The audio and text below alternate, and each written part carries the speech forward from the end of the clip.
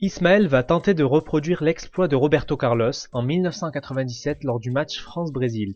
Regardons-le faire. Bravo Ismaël, mais comment as-tu fait? Telle est la question.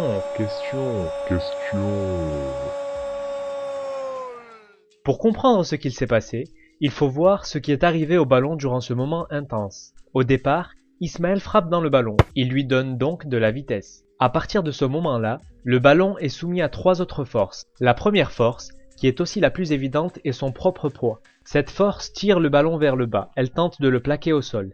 Pour plus d'informations sur celle-là, allez voir ma vidéo sur la gravité. La deuxième est la traînée. Cette force est appliquée par l'air sur le ballon. L'air caresse le ballon tout en le ralentissant, comme quand on souffle sur un papier pour le repousser. La dernière est celle qui nous intéresse. On l'appelle l'effet Magnus, du nom de la personne qui l'a découvert. On parle de l'effet Magnus quand un objet en rotation se balade dans un fluide qui dans notre cas est l'air. Il n'est pas visible sous cet angle. Tournons la caméra pour pouvoir l'observer. Lorsque le ballon frappé par Ismaël se déplace dans l'air, tout en tournant, il accélère l'air d'un côté et le ralentit de l'autre. Cette différence de vitesse induit une différence de pression. Le ballon est poussé par l'air d'un côté plus que de l'autre. De ce fait, il est dévié et entre dans les cages. Vous pouvez reproduire l'expérience chez vous avec un ballon de foot s'il ne fait pas trop froid, ou simplement avec un bout de papier chez vous, bien au chaud. Enroulez le bout de papier de manière à former un cylindre, faites-le glisser le long de vos bras et observez. Si vous voulez en savoir plus sur le phénomène, retrouvez quelques liens très intéressants dans la description de la vidéo.